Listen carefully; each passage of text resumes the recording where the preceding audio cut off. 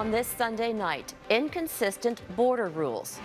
The confusion and chaos for Canadian travelers. I was shocked when I heard that they're telling you you're going into 14 days quarantine. Plus, the beleaguered border towns losing business. And having that turned off or certainly restricted has a big negative effect on tourism.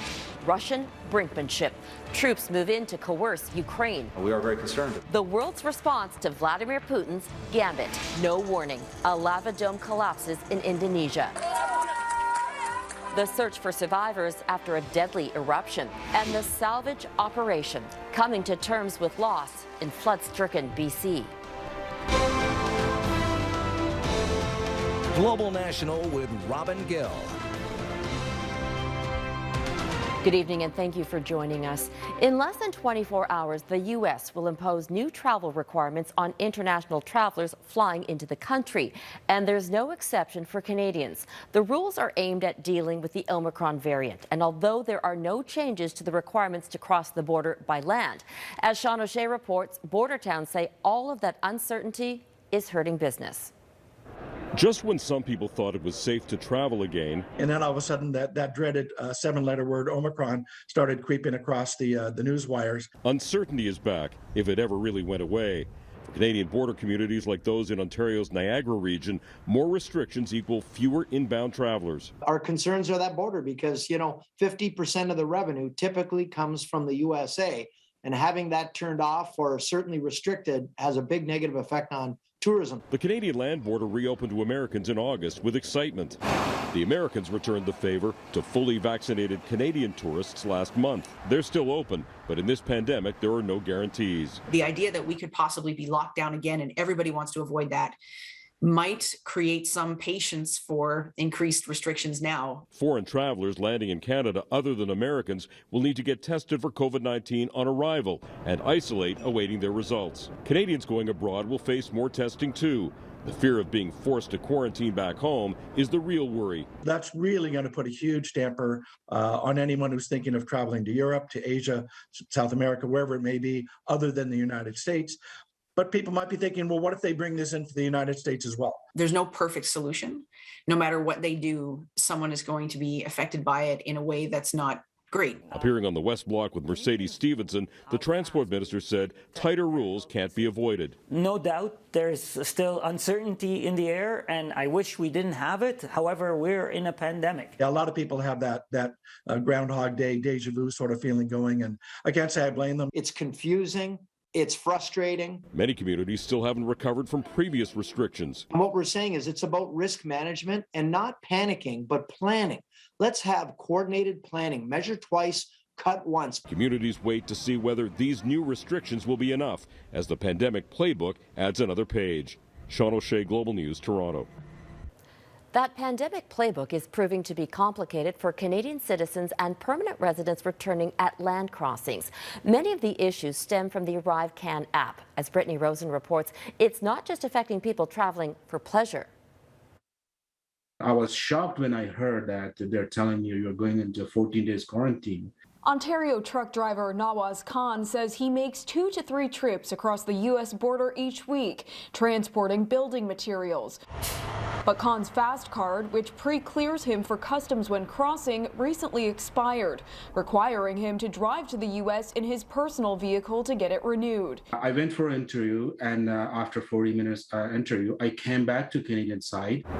When he returned, border agents told Khan he had to quarantine for 2 weeks, despite being fully vaccinated. Khan says he was not told by officers as of November 30th, all essential workers need to upload their proof of vaccination to the federal ArriveCAN smartphone app. No exceptions. Canadians who don't submit their information via ArriveCAN won't be eligible for exemptions and may face additional delays at the border. We thought that if you were traveling less than 72 hours, no PCR test, no ArriveCAN app. The confusion is also being felt by non-essential workers and those that are less tech savvy. Older people with printed copies are being forced to quarantine where they wouldn't have to if they had the ability to use the app. It's simply unfair. Border expert John Shields says there could be a reason for this. People have been faking documents and identifying that they are vaccinated when in fact they're not vaccinated.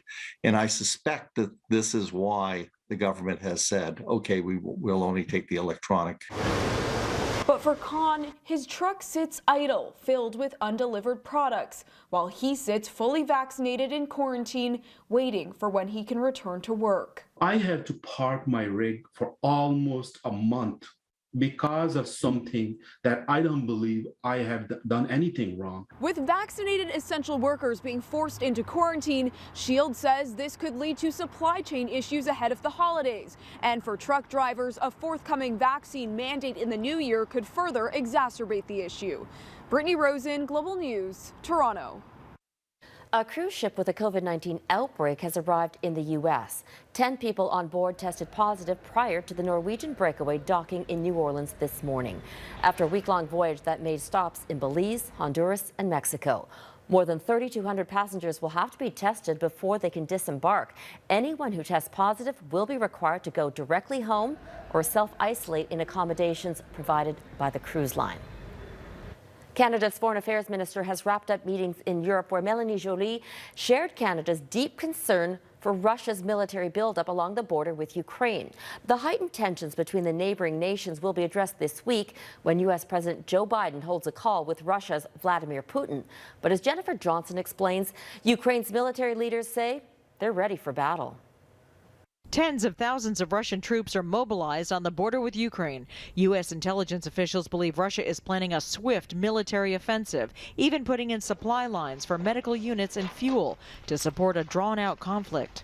What we've been seeing in recent weeks is deeply concerning. The most important thing is for Russia to pull back the forces that it's massed, because resolving anything diplomatically when a gun is being held to someone's head is very, very difficult. Ukrainian soldiers are ready for war.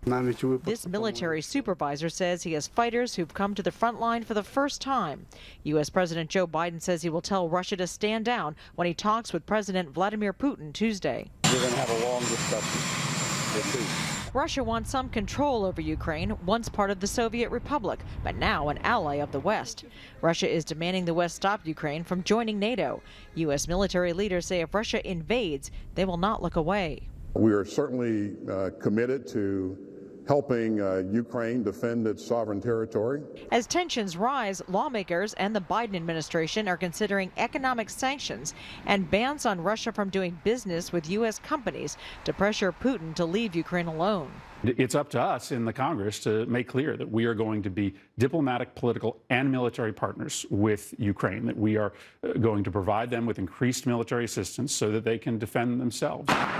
Since the start of the conflict with Russia in 2014, the West has helped Ukraine build up its military. Putin has denied any intention of launching an offensive, but Western leaders want the Russian military to pull back immediately. Jennifer Johnson, Global News, Washington. The Pope is again condemning how some European countries treat migrants and the politicians who exploit the crisis for personal gain. Francis visited refugees on the Greek island of Lesbos for the second time since 2016. Lesbos is one of the main entry points for migrants coming into Europe. It was the backdrop for a passionate speech against political leaders who want to build walls to stop them. The Pope went on to call the migrants' plight the shipwreck of civilization. The taps are back on along the Trans Mountain Pipeline, which will be a relief for drivers in British Columbia.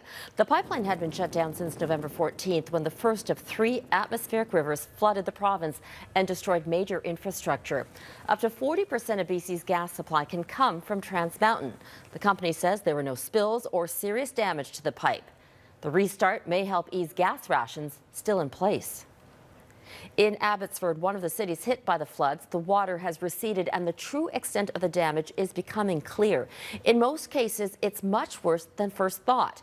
Many people have lost nearly everything. And as Mike Drolet reports, that includes prized possessions that have been in their families for generations. As desperate as Tony Shorlimer had been to get home, he dreaded it as well. Until today, these roads had been impassable, flooded from the fury of 3 historic storms. Everything he was certain was lost. But if there was a chance to save the artwork created by his dad 80 years ago, he needed to try.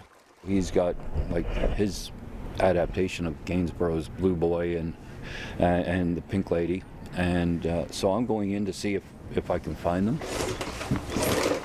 He had to force the door open, and despite the chaos inside, he found his family treasures. They're coming. There.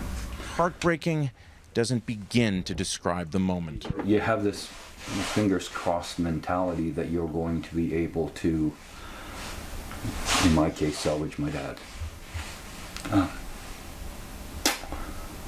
But it's a fool's hope. They'd been underwater and caked in mud for over 2 weeks, yet he wasn't going to leave them here. Like his father before him, Tony has always been a storyteller. Good or bad, his family's history would get another chapter. And when you know it, wiping away the mud revealed the vivid colors of the 80-year-old Petty Point. Damaged, yet perhaps not as broken as Tony had been moments earlier. My dad only gave me 2 things in his life, but he gave me some prints, and he gave me my name. He drove away today, perhaps from his home for the last time. The dread replaced with hope. The floodwaters are draining from the Sumas Prairie, but not as fast as everybody would like. The mayor of Abbotsford, BC, has said they can see the light at the end of the tunnel, but that optimism doesn't make it any easier for the residents who are returning to all of this. Robin? Mike Drolet in Abbotsford, BC. Coming up, a tale of 2 volcanoes causing chaos.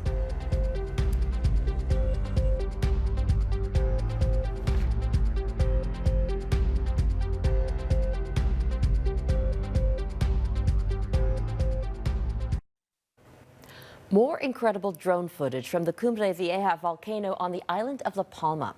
A steady river of red-hot lava is carving new channels through evacuated neighborhoods. Nearly 3,000 properties have been damaged or destroyed in the 10 weeks since it erupted. And experts say there's no sign of it slowing down anytime soon. The death toll from an eruption in Indonesia continues to rise. At least 13 people were killed and dozens of others injured after that country's highest volcano sent thick columns of ash into the air and lava flowing down its slopes. Mount Semeru is on Java, the most densely populated island in Indonesia. Mike Armstrong has the details. Some of those who could returned to this village Sunday to find much of it buried. More than a meter of volcanic ash and mud everywhere. This woman says everything is destroyed. Her relatives' homes, her in-laws' home, everything is gone. In a matter of minutes, it turned from day to night. Witnesses say first there was an explosion, like a bomb going off, and then volcanic ash blocked the sun. Suddenly, it was all dark, says this woman, like it was going to destroy the earth. Mount Semeru is more than 3,600 meters high.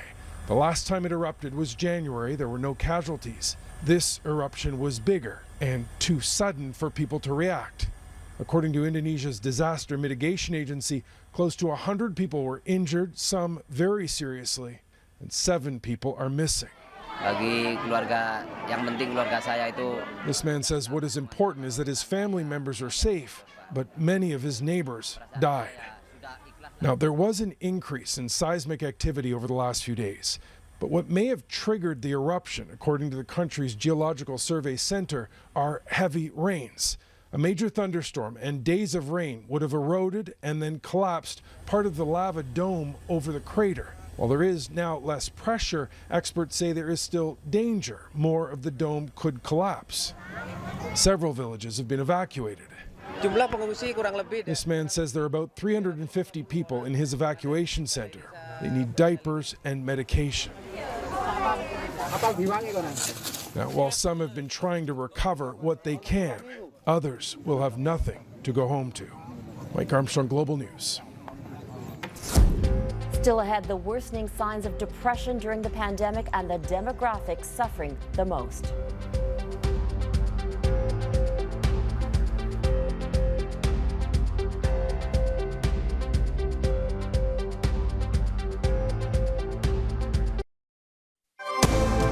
watching Global National.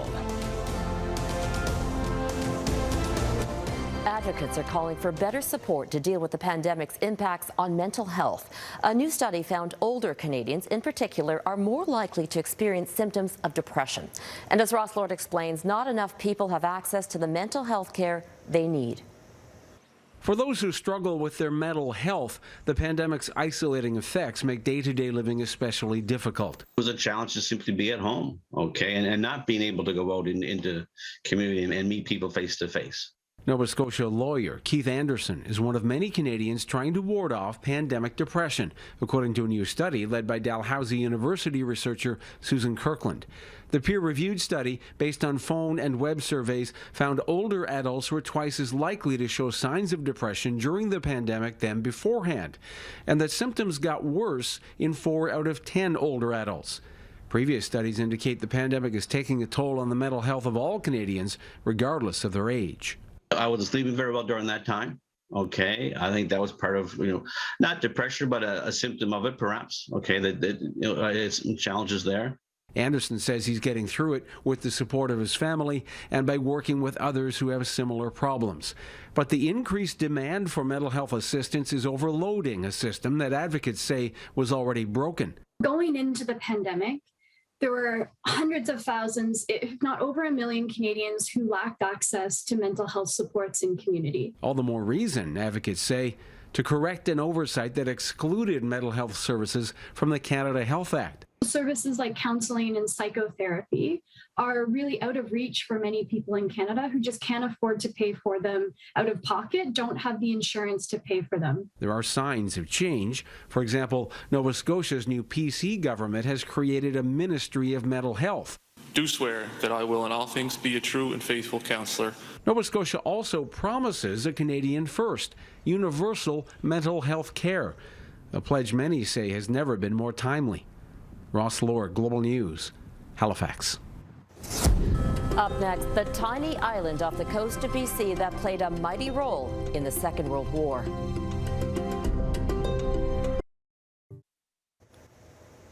Former U.S. Senator Bob Dole, a giant in the Republican Party, has died.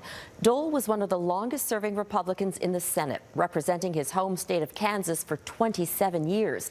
He ran for president 3 times and unsuccessfully challenged Bill Clinton in the 1996 election. Dole, a celebrated veteran, fought in the Second World War. In 1945, he was seriously injured on the battlefield in Italy and left for dead. He recovered, but lost the use of his right arm. Dole had been in declining health and was diagnosed with stage 4 lung cancer earlier this year. According to his family, he passed away in his sleep this morning. He was 98.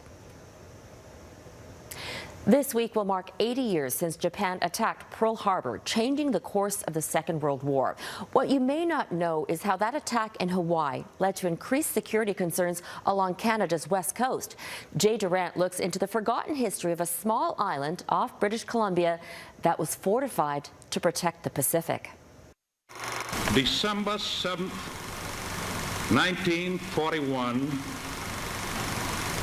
a date which will live in infamy. This year marks the 80th anniversary of Japan's attack on Pearl Harbor, an event that put defenses along North America's west coast on high alert, including here on Tiny York Island in Johnston Strait, a site the Canadian military had picked as a good location for coastal defense before the outbreak of the Second World War. That made the war suddenly seem real because people on the west coast of Canada hadn't felt the significance of the war. Suddenly, the western side of the country felt very vulnerable. Construction on this coastal defense site began in 1937, and during the war, York Island became home for about 200 military personnel.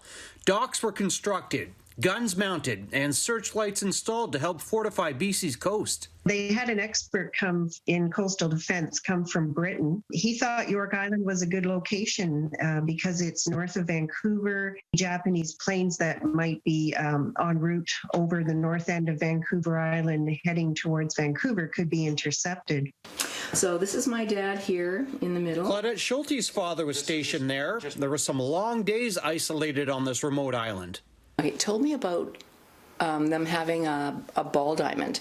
So they played baseball there. Other than that, I don't remember him talking about other activities. These are stairs leading up to the officers' quarters.